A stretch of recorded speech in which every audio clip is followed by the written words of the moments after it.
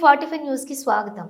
Nellore Dykes road Kakani Govardhan Reddy నివాసంలో గోవర్ధన్ రెడ్డి కుటుంబ సభ్యులను YSR Congress party Nellore city incharge and MLC Parvathireddy Chandrasekhar Reddy కలిసి పార్టీ అండగా ఉంటుందని భరోసానిచ్చారు. కాకాని గోవర్ధన్ రెడ్డిపై ప్రభుత్వం పెట్టినటువంటి అక్రమ కేసు నిలవదని, వారు కడిగిన ముత్యంలో బయటికి వస్తారని ధైర్యంగా ఉండాలని కుటుంబ సభ్యులకు చంద్రశేఖర్ రెడ్డి సూచించారు. గోవర్ధన్ రెడ్డికి వైఎస్ఆర్ కాంగ్రెస్ పార్టీ అన్ని విధాల అండగా ఉంటుందని తెలిపారు.